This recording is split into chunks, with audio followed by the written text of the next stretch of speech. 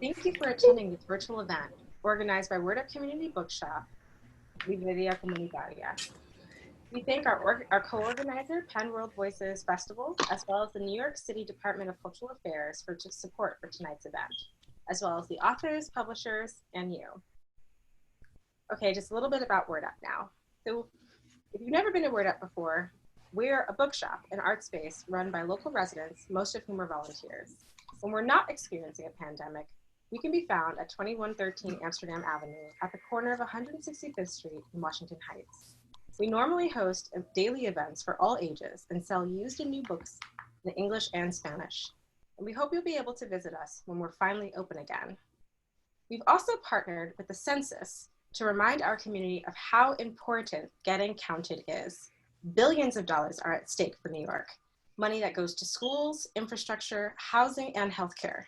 We encourage everyone here to take their census at my2020census.gov and to check in with loved ones to make sure they filled out the census in their preferred languages. Additionally, because we don't know when we'll be open again, we started a GoFundMe campaign to maintain our space and meet our obligations while closed. All right, thank you for coming. I am so pleased to be able to introduce our two speakers tonight, the wonderful authors Nick Stone and Ibi Zoboi. Nick Stone is an Atlanta native and a Spelman College graduate. Her debut novel for young adults, Dear Martin, was a New York Times bestseller and a William C. Morris YA Debut Award finalist. She's also the author of the teen titles Odd One Out, a novel about discovering oneself and who it is okay to love, which is an NPR Best Book of the Year and Rainbow Book List Top 10 selection, and Jackpot, a lovish story that takes a searing look at economic inequality. Nick Stone lives in Atlanta with her family, and you can learn more about her at nickstone.info. Though tonight we'll be talking about a new title from Nick Stone, Clean Getaway. Ibi Zoboi is the author of American Street, a National Book Award finalist and a New York Times notable book. She's also the author of Pride and My Life as an Ice Cream Sandwich, a New York Times bestseller and editor of Black Enough, Stories of Being Young and Black in America. Punching Air, co-authored with the Exonerated 5 member Yusuf Salaam, is due out in September 2020.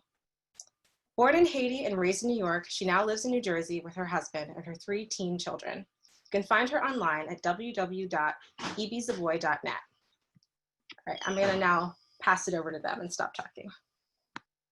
Whee! Hi, Ibi. Hey. Hi, Nick How are Stone. you? It's good to see you. Your name is one word. It's Nick Stone. Nick Stone. It's Nick Stone. Ibi Zoboi. How you doing? It's been I'm good. It's been wild. Yeah. It's been good. very wild. Yeah. What you got back there? I see Outcast. Where? Behind Yeah, you. I no, got actually, this lovely brick so wall. You do have a nice brick wall. Yes, so there's an yes, artist. There's an artist named Chuck Styles. He's amazing. He actually that's did not the cover. It's not Outcast. It's Dr. King and Malcolm X in Outcast form. It's the piece cool. is called Activonia, and so the other side is like Run DMC, but it's Frederick Douglass, Nelson Mandela, and Marcus Garvey. So like, it's just that's real cool. A vibe. That's cool. It Yeah. is a vibe. Yeah. Who done 3 brothers behind them? 3 dudes. It look like Mobb Deep. No, over there. No. I'm old school, so I keep seeing old school rappers. This side. The other side. That yes, side. Exactly. Yes. Who is that? Yeah, that's the Run DMC. Frederick Douglass, Marcus Garvey, and Nelson Mandela. I'd love to see a close up of that. That's cool. I'll send you a picture. So yeah, we're both writing middle grade. Yeah, my middle grade debut, your middle grade debut, and we write YA, and we have 2 prison books coming out in September. What? Mine in September, yours in. We're both September. I'm the 29th. You're and what? This year's 15th? First. What? The first. First. Okay. First. Okay. So middle grade and then prison industrial complex. Great follow up, right? Yes, indeed. So whenever I get to speaking to colleagues or just friends, I always do a check-in because all of my conversations have always been through a screen. And outside of when the screen is off, your computer is shut, and no one is watching, I'd like to ask, how are you doing? And I don't want to make it like a typical, like, hey, how you doing? Or what's up? It's really like a mental health check-in. It's a lot. Yeah. And, you know, of course, you don't have to divulge. Just, this isn't therapy, but just, you know, what you're willing to share with anyone here in terms of how you are processing everything. You know, I don't know that I am yet, though writing is helpful. So I, at this point, depending on the week and how I am handling the week, I go to therapy either once or twice. It is an interesting time to be Black in America and to be writing books for Black children in America. Yeah. And I'm thankful that we have gotten the chance to write books for Black children that have more imagination involved than like brutality or pain. So honestly, these kinds of conversations are very healing for me. How are you doing? So it's rough because I can't believe that we're here. And it's not in the typical way, in the surface way that most people have experienced it. I was telling a friend this morning that I can't believe I'm seeing so many red, black, and green flags and themes all over the place. And I think at the BET Awards, Public Enemy remixed Fight the Power. And I knew the words to that song when I was 12, and it shaped my adolescence as being very radical. I can't believe how mainstream radical has become. And I can't wrap my mind around that just yet. It's not just that there's a pandemic. It's not just that there are people out on the streets. It's just that everything that I've kind of tucked away as an author in terms of a radical upbringing out in the forefront. And I'm like, do I take off the mask now and be like, you know, I know you remember the Boondocks, and one of my favorite quotes from the Boondocks was Lil Huey. And I like to believe I'm Lisa Simpson and Huey from the Boondocks, but he used to say, in that Santa, I'm not gonna curse, but there's an episode where he's like, I'm gonna get your poop, Santa, and he's chasing after Santa to beat up Santa. And one of the things he says is, by the time they realize I'm a Black nationalist revolutionary freedom fighter, it'll be too late. And I'm not saying it with the same intonations as, who's the voiceover for Huey? Regina King does that intonation. By the time they realize I'm a Black nationalist revolutionary freedom fighter, it'll be too late. So in this high-pitched voice, the fact that I'm kind of taking that in, because it's like the fight was kind of beneath the surface, and now it's at the forefront. And I'm like, wait, it was supposed to be underground. It was, you know, the movement, the liberation struggle was supposed to be something that we do outside of corporate structures. All of that to say, it's like the books that we're writing, it's out in the world, and where does movement and political ideas and personal values fit into that? So that's how I'm doing. I'm trying to be like, wait, this was supposed to be the foreground, and then my revolutionary radical self was supposed to be in the background, but the universe is just like, nope, be your full authentic self, right? Right. Be your full authentic self. Yeah. I think about how much trepidation, right, exactly. I think about how much trepidation I came into this industry with, even starting with a book like Dear Martin that just kind of hit race relations head on. And then moving into Clean Getaway, which I wrote because I just kept getting requests from teachers of younger kids for a book like Dear Martin that dealt with race and race relations in a way that's easy to digest, or not necessarily easy to digest, but that is digestible for like an 8 to 12-year-old. I was so scared writing both of those books because of the power structures that you're talking about, and because of the fact that, you know, for the longest time, these gatekeepers, they didn't really want to hear the truth about how we got to do things and how we move through the world. But now I'm like, oh, okay, well, let me bring it, right? Like there's like this freedom that I don't think was there before. Yeah. I was writing for 20 years. I've been writing for 20 years, and I've been submitting. I don't think I was actively submitting, but I know what the environment was like 10, 15 years ago. And now there is a plethora of books that people were writing 15 years ago. It's just that they were being rejected. I am so happy to see fantasy novels set within an African aesthetic.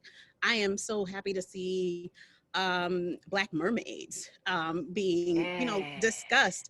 I'm so happy to see these different layers of magical writing and magical experiences for Black people. So with Ice Cream Sandwich, I think it's me trying to say something about radical imagination.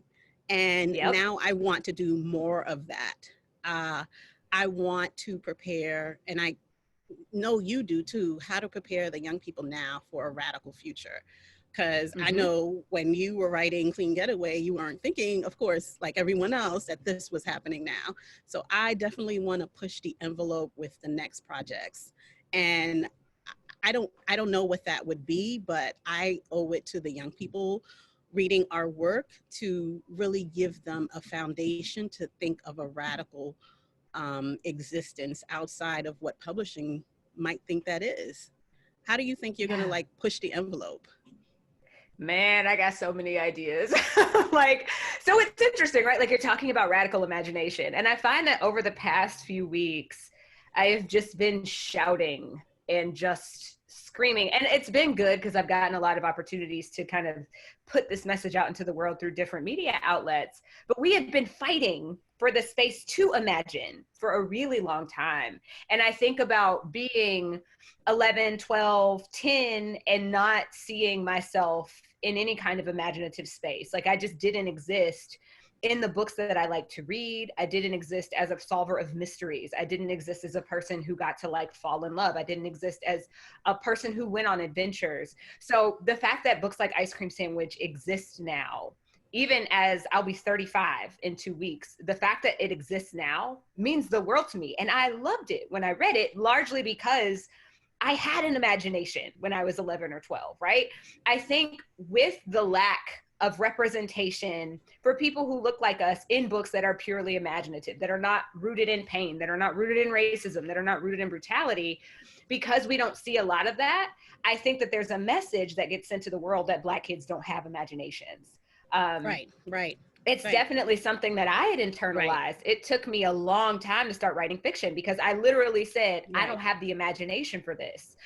So now I am trying to unleash all of the imagination I have always had, but didn't really believe in, if that makes sense. Now I'm going to kindly push back on something you just said. Please, push away. So to me, Ice Cream Sandwich is set in 1984 Harlem, and I had a very hard time writing that story. I had so many things that I wanted to say about old school New York, and one of which is that children had imaginations, like you said, but they were not looking for that imagination that they already had in books.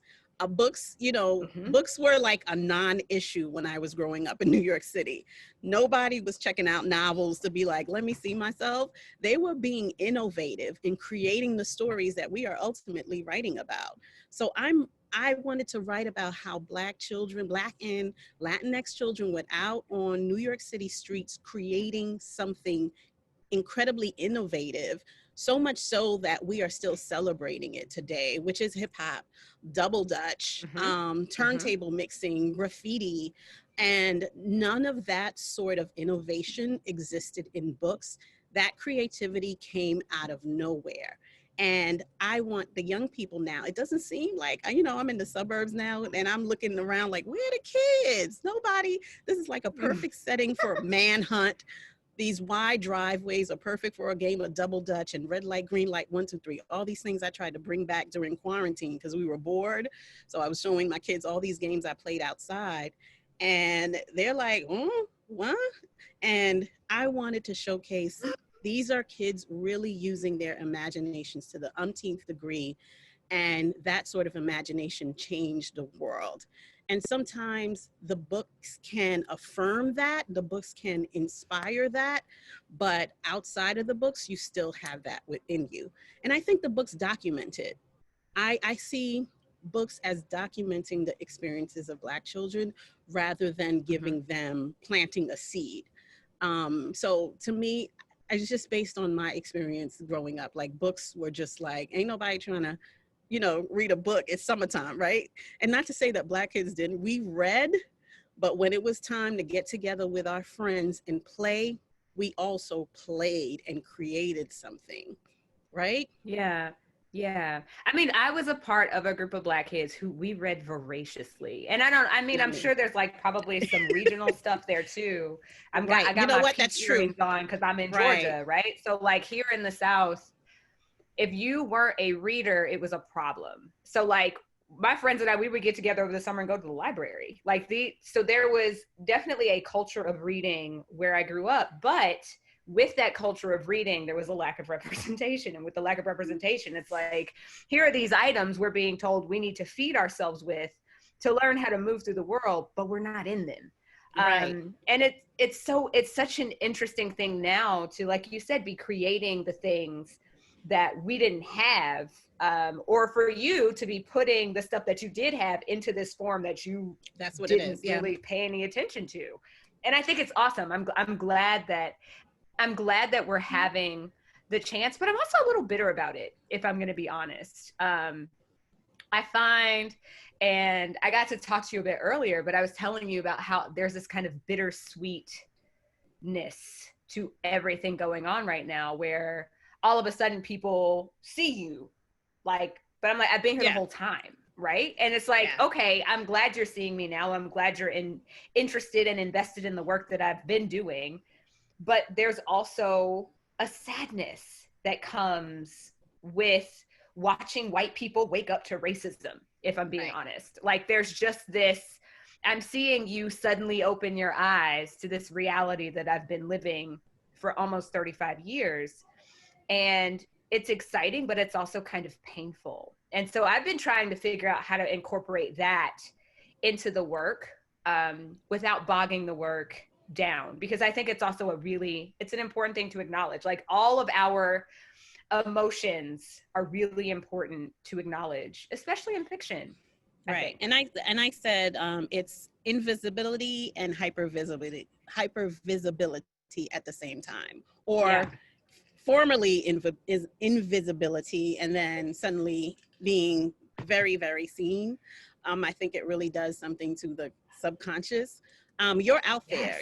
Are you an extrovert or like extrovert, introvert?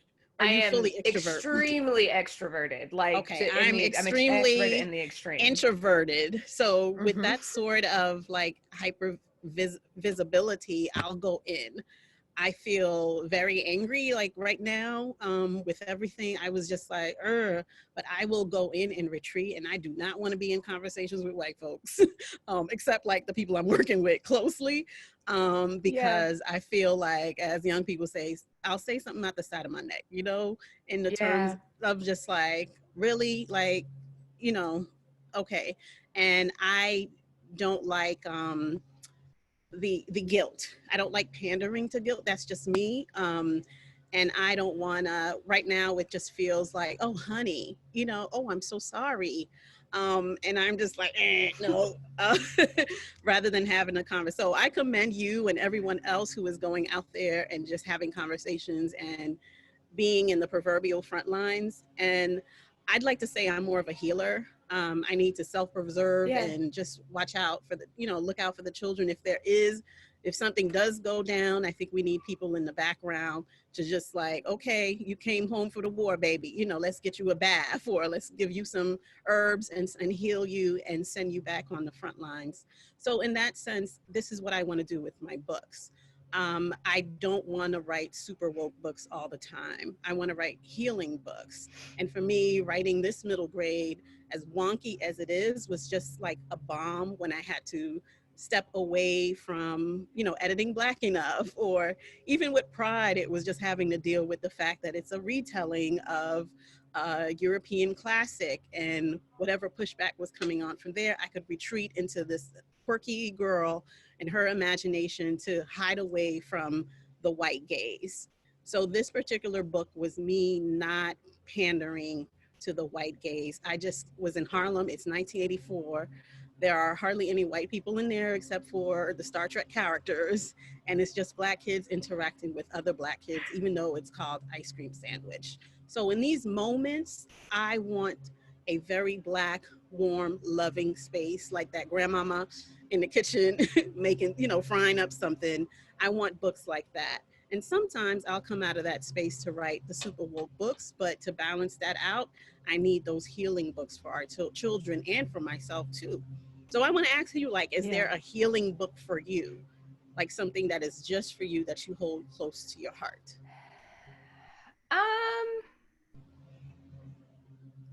Honestly, no, not right now. I find that the things that brought me some kind of healing or peace don't anymore. And I think that just has a lot to do with evolving, with the world changing, with coming to realize that maybe there are things in these books that I found healing at one point that aren't great. What I will say heals me though is having the conversation. So like I said, like you said you're like a hyper introvert. I am the exact opposite. And it is in connecting with people and dialoguing and having conversations that I find the most peace. And when it comes to my writing, part of the reason I don't think I've ever written a book, I've written a lot of like, obviously kind of issue driven, I hate that, but whatever, books. But part of that is healing for me, getting to kind of pick something apart, kind of distill it down into its most human characteristics, and then piece it back together in a way that I hope people will be able to connect with. I find that very healing. And with Clean Getaway, the most important thing for me with Clean Getaway was touching on civil rights history and showing a kid interacting with a history that he has not learned in school. Because I find that I look back at my own school history, I look back at my own encounters with US history in school, and they were full of lies, right? And I think, I know that messed me up a little bit. So now it makes me feel good actually to put truth into words that kids can connect with. I did for school. I made my 7-year-old read Clean Getaway, and he gets to the part where there's kind of a bit of a twist, and the main character learns a thing about his white grandmother. So both of my kids have a white grandmother. My husband is biracial. His mother is Russian. His father is Nigerian. So I write this book about these two black kids. About this black kid who goes on a road trip with his white grandmother. And it's kind of based on my kid's relationship with their white grandmother. And he learned something about the white grandmother. My son he just like went off. Like he was very, very angry. And I was glad, right? Because I think that like one of my goals with the books that I write is for kids to find a space where they can feel. And I want them to look at things that have happened, even through the context of fiction, and feel angry. Like you're allowed to be angry about things. You're allowed to have an emotional response to learning that this person you held in such high esteem did a really awful thing. And I think that to me is the most important thing, like creating these connections and making sure that people see each other, and then they can come to your stuff and get healed. It's like, what is it? Like spicy food, and then come get your Pepto-Bismol. Get your Pepto, right, exactly. But, I'm realizing even with my issue books, there is still a healing place in there. Mm-hmm. There is a why that I'm trying to answer. Why does this big thing happen? And how does my character deal with it on the very cellular level? Now, with this middle grade, I was just nerding out. I needed young people to understand Afrofuturism. But, sometimes I got to talk about what frustrates me more in our industry is that when we are trying to be innovative with anything that we already know with our history, there's no context for it. And because there's no context, it's not deemed relevant or important, and it's dismissed. So I say that as someone who's coming from the sci-fi world. My first love is science fiction. I wanted to write science fiction novels. And then not the fantasy kind of like thrones and stuff like kings, queens kind of thing, but more supernatural. I don't like that word. I can't even describe what I wanted to write. Now there is still very much like A Song Below Water, that sort of like contemporary fantasy. I was writing that sort of thing, and it's so good to see it now because I was like, nobody got what I was trying to do 10 years ago. Right. And so the point is, because there was no context back then, it was not marketable. So, and I'm still trying to do that with my work, right?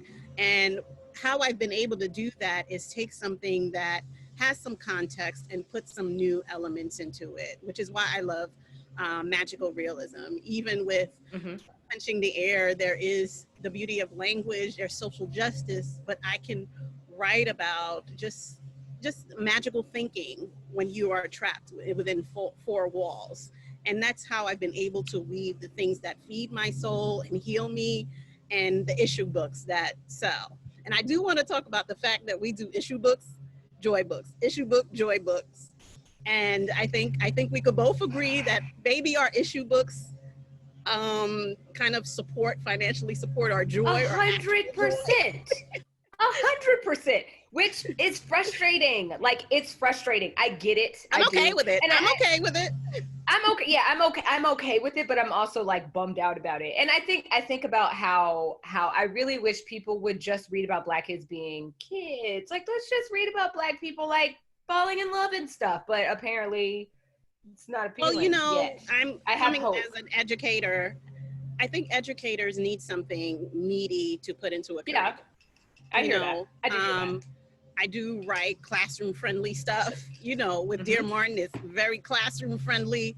At the same time, I understand like logistically and practically why that is. So I slip in a fun book. I will slip in. I wrote a picture book during the pandemic and I just needed that. Like, I need to process this. Let me write a picture book that really feeds my soul. Let me then go back to the issue book. And that's how I feel like I can keep going, because I cannot put out pain all the time, just needing to retreat for a moment, Yeah, I hear you. Yeah. Let's see. September is an issue book. February is the second Shuri book. So I've been in Wakanda for most of the pandemic, and it's been amazing. Like, thank God for Wakanda. And then I think August is issue-ish. It's more like history. It's another middle grade, and it's more history and racism, of course. And then November is another fun book. So you're right. I'm like going back and forth between. And I think I think that's, like you're saying, it's good. Like, it's good for me as a creator to be able to take a breather from the heavy stuff and do something that's a little more fun and imaginative and lighter, because I don't think I could just do solely issue books. I would not, because you're relegated to having to keep talking about it. Yeah. And what I don't like sometimes, I love sharing these stories with young people, but sometimes it's hard to promote. As a creator, to say yowza yowza yowza or to do a song and dance for something that is hurtful. So it was really fun. I think Ice Cream Sandwich got on the bestseller list because I sold that thing in classrooms. I did a song and dance for that. I probably nearly break danced and it was fun to present it to young people, and they got excited. I got excited, and it did what it did. I think it's time to take questions. I think we're at the halfway mark. Excited for Q&A session at 5:30. Please drop your questions here. And we haven't gotten any questions. Memphis, are you coming in to let people know that? Oh, you do. We do have questions. Yes. Okay. We do have some questions that I believe I'm reading out to you both. Drew Schillenek asks, as a white educator in a relatively diverse population, how can I teach to change? It was such an honor to have met Nick. What's up, Johannick? You answer this first as a former educator, because I'd love to hear your perspective on it, Ibi. Okay, here's I don't think you can teach change without changing yourself first. I really see it's a good thing. Teachers are eager to teach what it is, teach the revolution, but the revolution has to happen. This is very cliche. The revolution, man in the mirror, Michael Jackson.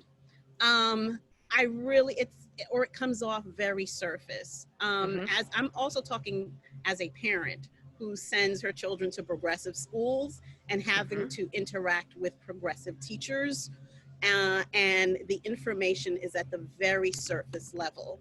The information that you're getting, say, in Stamped, to do a first reading of Stamp is not enough. That book comes with a bibliography for a reason.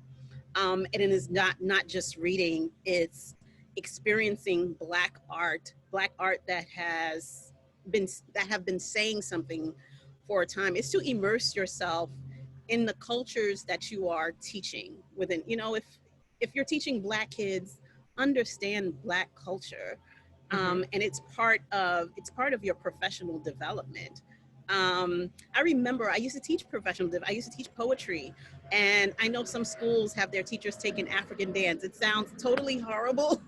It sounds very cliche, but there's something to that where here is dance. Here is another expression of Blackness. Now pair that with your woke book, pair that with Dear Martin, and understand how people are not understood because of differences in cultures. So it's not about teaching change. It's not just about teaching change. I think that's the very last step. The very last step is to teach. The very first step is to learn. So learn the change first, immerse yourself in it, and embody it. Embody the change before you teach it. I have nothing to add. It's fabulous answer. We have another question, this one from the chat, from Christine Gritter. Can you recommend fantasy or science fiction for children or middle schoolers with Black protagonists? So my favorite middle grade series that's like SFF is The Jumbies by Tracy Baptiste. It's just fabulous. And there's so much culture and richness and texture to those books. So that's my recommendation. And you mentioned A Song Below Water, which is also a really, really great book. That's by Bethany Morrow. I want to add Tristan Strong. Yes. It's the next step behind the Virginia Hamilton books. Virginia Hamilton books are dated. It's old school, but Tristan, Kwame Mbalia follows in that tradition. I have one like literally sitting right here. Yep, I have my copy too. So African American folklore and myth to learn that as a Black child right now is groundbreaking. To know that we have magic and we have names for our magical creatures, and this is how we can interact with our magic today. Love it. Wow. Thank you. A question from the chat again. I'm just going to read this one out because you can't copy and paste. Don Bolton writes, our students will come back to school with a lot on their mind. We have a few racially motivated issues in my district. I feel like I want to find ways for them to process through reading and writing. Different children and different needs. What are some activities you would ask your kids and or students to engage in? Thank you, Don Bolton. I think teachers, I'm married to an educator, and he's been teaching for 25 years. And no, he's not that old. He's 20 years. I think the most important thing right now, and I've been hearing the discussions that he's been having on his Zoom, is to step back and allow the students to feel it'll be their first time back in school. And we don't know what that's going to look like with masks and socially distant desks. I think practically, my favorite exercise to do with young people, and I've done this in school, like really underserved schools, is free writing. Writing. Get them writing first before they're reading. Before you get the input, get them to output first. Get them to like pour it out on the page and usually they don't want other people to read it. Get them to free write and get them to tear it up and throw it away if they want to. Give them the option. I got it on the page, but I don't want anybody to see it. Good, tear it up or ball it up and put it in your bag. No one will read it, just get it out. And that could be a daily activity until things start to feel somewhat normal again. I was going to suggest the free writing. I had a teacher, 10th and 11th grade, my English teacher, and he's actually the person Dear Martin is dedicated to, who twice a week we would come in and we would free write. And I think there's something very powerful about writing something that won't be graded, having the space to just write. Like, so learning to write, that's not like assignment based. So there's no really obligation there. And it was one of those things where like, you could write, you could not write. You want to write the same word over and over again. That's a thing that you can do. So I totally agree with the free writing. Any other questions? That was a good question. It was an excellent question. So there's going to be a bit of a pivot in this next question. Every writer has their own journey. Both of your journeys thus far have appeared very successful on the face of it. But can you speak to how important persistence is for aspiring or emerging writers? And I'm going to mix it for Faija Langley, and maybe we can also combine that with Jordan Mullen's question. Hi, I'm a 6th grade ELA teacher now, but I know I want to write a book. I'm mixed and I want to tell my story, but I don't feel confident. What is your advice for getting started? Getting started and persistence. You could start, Nick. Well, I'll start with the persistence piece. Dear Martin, which was my first published novel, was my 3rd written novel. The first novel I ever wrote is on Wattpad. The second novel I ever wrote will come out in spring 2022. And then of course there was Dear Martin. And this goes hand in hand with this idea of getting started. You just kind of got to start, right? I think for a lot of people, especially people who look like us, people who are mixed, people of color, people who are marginalized in any way, we've internalized so much of the lie that our stories don't matter and that nobody wants to read them. And that's where the lack of confidence comes from. So what you have to do is just decide to believe something different. I think about James Baldwin's The Fire Next Time. And in the introduction, when he's writing a letter to his nephew, he talks about how there's this quote where he basically says, yes, okay, they're calling you this word, but is that what you are? Like, you kind of have to make the decision to believe when people say that you're less than you are, right? In order for me to be less confident, it will involve me deciding to believe that the people who are saying things about me are telling the truth. And I don't think that they are. So a lot of the time it just involves a switch where you decide to believe your own truth. You decide to validate your own story. Who's to say your story isn't important?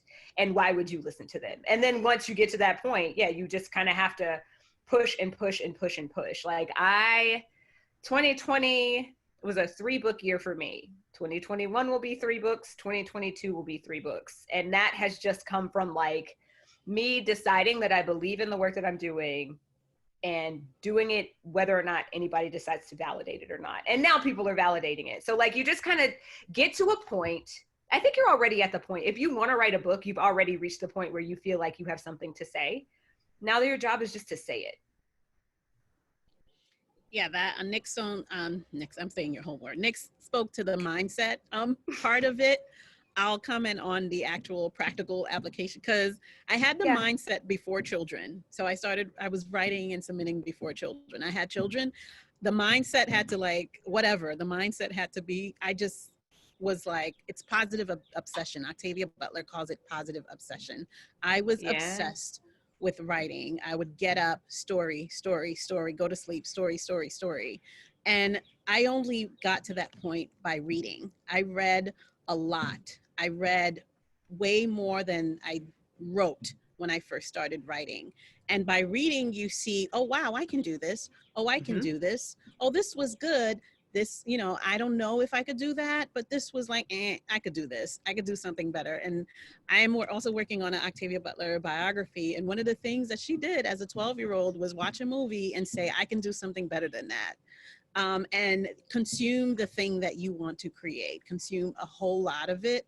And in the process of consuming, that need to create will just like be born out of you.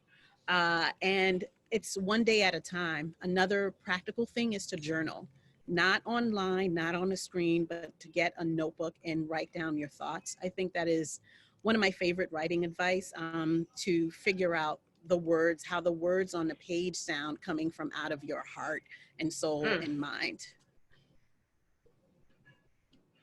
Love it. Wonderful. Those earrings.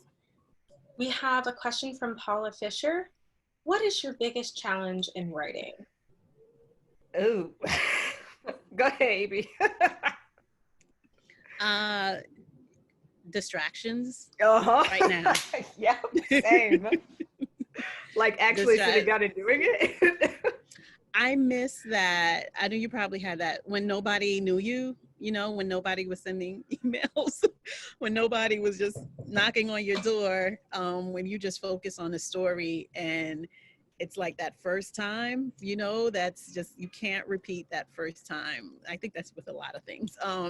You can't repeat that first experience of just being a nobody and just focusing on the story. And I try so hard to recreate that. You know, I think I like deleted Facebook so many times, or not Facebook, Twitter or Instagram. I'm like, I'm deactivating, going underground, and I'm just going to work on this novel. And 3 days later, oh, I think I got to use this. So I always dream of just going back underground. I think people who write for adults do that more easily. They're like, here's my book. 3 months later, they disappear for a year. Here's my other book, and then they disappear. That's my dream. So for like 2 years. They disappear for like 2 to 3 years. Yeah, 5 maybe, 5. Right. And then they like, hey, I'm back. That's a dream. Yeah. And people remember you. They're like, oh, it's like you never left. Right. Yeah. I mean, for me, it's been, the world sucks right now. And it's hard for me to be creative when the world is overtly sucky. I have to force myself through a lot of things. And there was one point before it got like dumb hot here in Georgia where we have a tent. I pitched the family tent in the backyard, and I would go out there, I would leave all my devices except for my computer in the house, turn off my Wi-Fi, and I would sit out there, and there was nothing to distract myself with. So I would sit and I would write, and I actually got quite a bit done, but now it's too hot. So I can't just like go sit outside in a tent if I don't want to get like heat stroke. I'm in Georgia. But it's just engaging in creativity. It's like once you figure out how to get in there, I get in there, but getting into the door has been difficult for me lately. And then when we're not in like a global pandemic and revolutionary, like a revolution at the same time, I find that my biggest challenge is myself. And one day I love what I'm writing. The next day I'm like, this is the worst thing ever. And I think this is probably a pretty common experience for most writers, but getting myself out of the way and not overthinking, not going back and editing things that don't need to be edited yet. Like those are the things. Perfectionism is one of the things that tends to be a challenge for me, but I just have to kind of like shut it down, sit down and do the work. I've been editing the same novel for quite some time now, and it was due on June 1st, so I'm gonna have to finish soon. I think maybe we can combine 2 questions, one from an anonymous attendee and one from Micah Mulit, who's one of the people who is being featured in our Lomas Lit Teen Book Club. If anyone's interested in that, more summer. Hey, Micah! So Micah writes, hi, Nick and Ibi. What advice do you have for new Black authors who are trying to create a space for themselves in publishing, especially as we flow between writing inhale books and exhale books? Something you guys spoke earlier. Did she get it from me? Did I say something like that? Okay, cool. Inhale and exhale, yeah. How do you balance happiness in the year you publicize your issue-driven books? Something you kind of touched on earlier. And also from the anonymous attendee, hi, thank you both for taking time to talk to us. Do you see progress in the publishing industry? What can teachers do to advocate for our students so that they can see windows, mirrors, and sliding glass doors? As Dr. Rudine Sims Bishop says, Challenging when there are limited own voices books. I'm gonna see if you remember that last question. I didn't get the full last question, but I'll speak to this idea of finding a space in publishing. So I had someone say to me very recently, and I don't know if she knows like how much that meant to me. It was my editor who said, don't worry, we got it. And saying some things that I was anxious about. I don't feel like promoting right now. Like really, I do what I'm supposed to, but I don't feel like, look at me in my book. I don't feel like that right now. And I can get like, if I'm introvert, I'll just go in. I'm a turtle. I'm a Cancer. So no, you a Cancer too. I'm a Cancer too. You a unicorn Cancer. You a unicorn Cancer. So agreed. I just want to retreat, and to have people around me who can say, we got you, means the world to me. And that's something like my partner, who I've been with for 20 years, say like, I'm tired. Like, okay, I got you. And I'd be like, okay. So I want to feel like that in my career. That is not a common thing where can I just focus on the words on the page? Can I focus on story? And you can do that other shiny, like, bells and whistles thing, because I need story. And so it's to whatever it is that you want out of publishing, you surround yourself with the people who are going to make that happen for you. So it's not you kind of just like, I'm here, make room for me. It's more like, here you are. This is what I need to do, what I need to do. Can you help me? So I think the most important thing is to surround yourself with people who value what your core values and will do what you ask of them. What do you think? I don't remember the last part, but what do you think? Well, for me, the only thing that works for me with regard to this, to Maika's question, is separating myself from my work. Like I have to have a level of detachment where I am me and my work is my work. They are not one and the same. They are not the same entity. So when somebody doesn't like some work that I've done, I don't take it personal. And I think in an industry where you're being creative for a living, that can be a difficult space to find, but it has been vital to my survival in this space to get to a point where this is the work. I have done the work now. The work can go out into the world. I do not read reviews, including trades. I don't read trade reviews. I don't even want to see them. My editors don't send them to me because I don't want to see them. I don't care if they're starred or not starred. It's not my business how people are reviewing my work. That has been the one thing separating how I feel about what I'm doing from how other people feel about what I'm doing, has been the one thing that has kept me focused on just doing the work, knowing who I'm doing the work for. I am writing books for Black kids. I am writing books for the self that didn't get to have them. I'm writing books for my own offspring, for these two people that I birthed. Knowing that that's my mission and sticking to that mission is what helps me to create this is my space. I'm in my space and nobody can kick me out of my space. Nobody can take over my space because my space is largely internal. And it's great when that internal space then blossoms into something on the outside, but it's not anything I have control over. So having a mindset where I know that my job is to just do the work is the thing that has helped me the most. And with regard to making sure that kids in classrooms have access to the mirrors, windows, and sliding glass doors, as Dr. Rudine Sims Bishop put it, I think honestly it just involves access, making sure that you have texts in your classroom that your kids would be willing to just kind of pick up and read on their own. I'm a big fan of, and not all teachers have the liberty to do something like this, but First Line Fridays, or First Paragraph Friday, First Chapter Friday, where you take a book that is not a part of the curriculum and you read the first line or the first paragraph on Friday before you start class, just to kind of engender some interest. That I've seen be very productive in classrooms.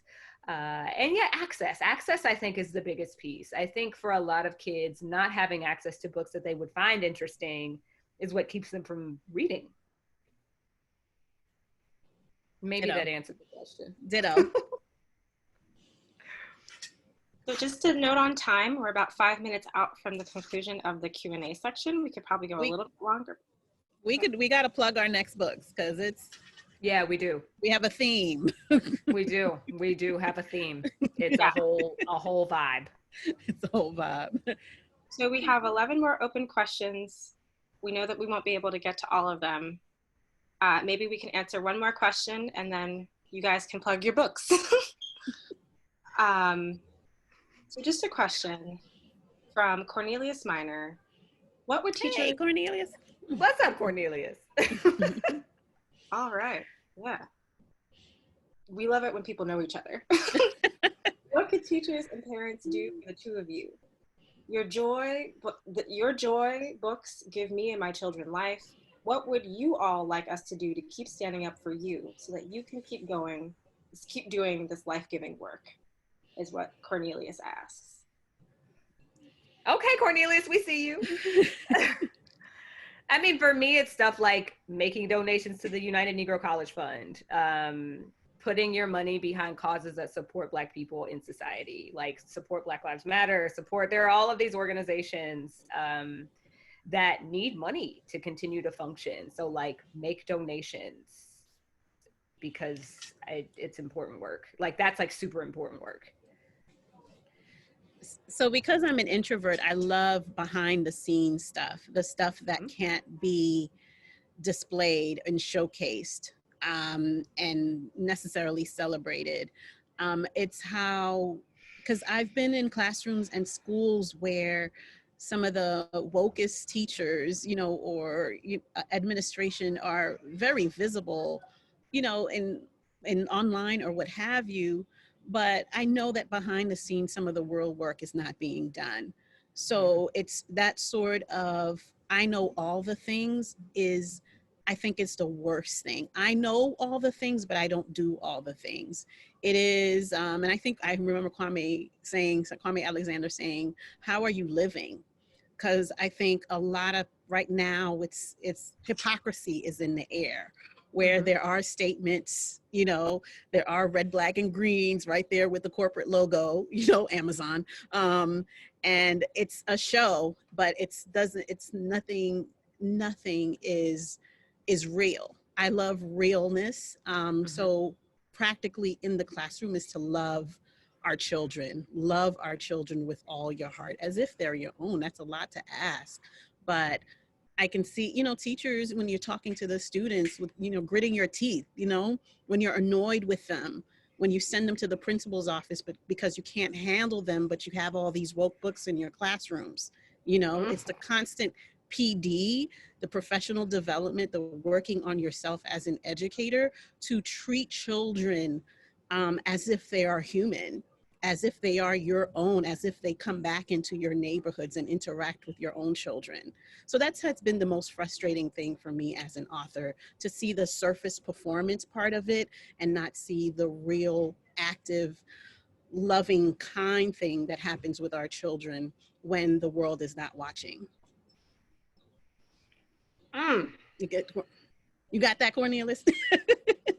I know that's not the case for you, Cornelius, but in terms of sharing that with your colleagues, please do.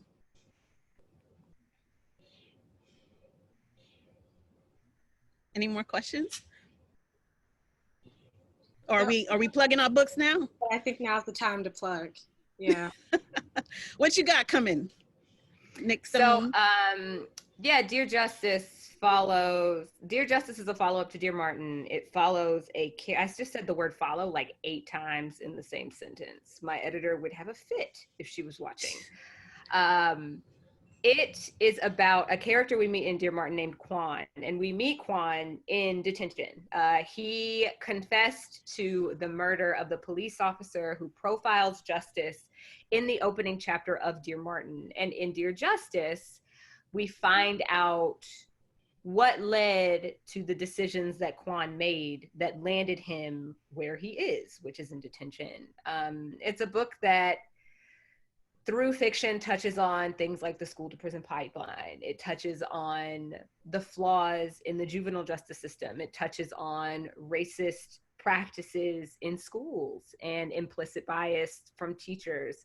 And it's a book that I hope, my sole hope with this book is that it makes people just a tiny bit more compassionate and a tiny bit more willing to ask themselves questions before passing judgment on kids who quote unquote get in trouble. So it's out September 29th, and I'm excited about it, but I'm also a little nervous just because it's something that I wrote and it's going to go out in the world and people are going to read it. We're book twinsies. Hey. So school to prison pipeline, except that I would not have written a book like this if I wasn't doing it with Yusef Salam, who I met in college 21 years ago. And it was not supposed to be a fictional story. It was going to be the story of the Central Park Five, before I knew there was going to be a Netflix series. And because of legal matters, we could not tell his personal story. So we created a fictional character, Amal Shahid, who is an artist and poet. I like to say that this is more about art, a boy's love of art and how art literally saves him. And a little less about the prison industrial complex, juvenile justice, prison, school to prison pipeline. All of those are factors and foundations for what ultimately happens to him. But I want to say that this is about art. The fact that we have art to save us, and the fact that, police are being funded and arts are being defunded, and I want to reverse that. reverse.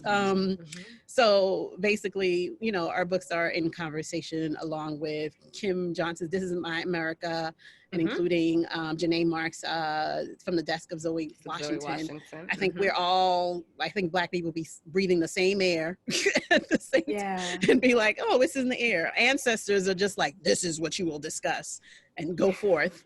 And we all do it at the same time. So that's great.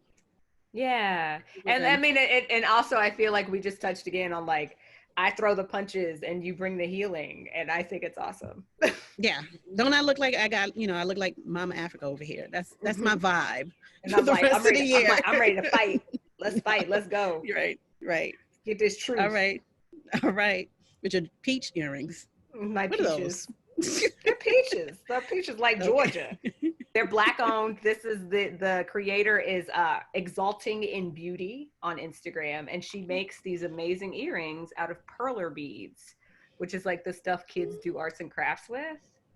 Oh wow! Oh my gosh! Amazing. Yeah. All right, she's great. cool. Her name is Aaliyah. Are we wrapping up? Yes, unfortunately we are. Thank you so much for doing this, for coming. Thank you, Word Up. Oh, and buy the books from Word Up Books. Please buy them from Word Up Books. Definitely. Support our bookstores. Well, thank you for that. And on support, if you buy, okay, so Veronica, our general coordinator, just dropped in the chat. If you donate, as per Nick's suggestion, to the United Negro College Fund before the end of the week and email a receipt to us, we will send you a custom coupon for a discount on our website where you can pre-order your December books. And I just want to say thank you to Penn World Voices Festival for co-organizing this. And thank you to everybody for coming. The census, that's something that we always try to plug. Please fill out the census. Fill out your census. Fill out the census. Encourage your friends to fill out the census. Again, thank you so much. If you are interested in any other similar programming that Word Up will be putting on in the summer, you can follow us at Word Up Books on all the social medias. Not all, okay. Instagram, Facebook, Twitter. And yes, thank you so much for coming. This was a delight. We'll be posting this video later on our social media. And, wow, thank you. Thank you for having us. Thank you. Everyone for tuning in. Word Up Books. And Penn America and Penn World Voices was all part of this too. All of it. All right. Bye. Stay Black.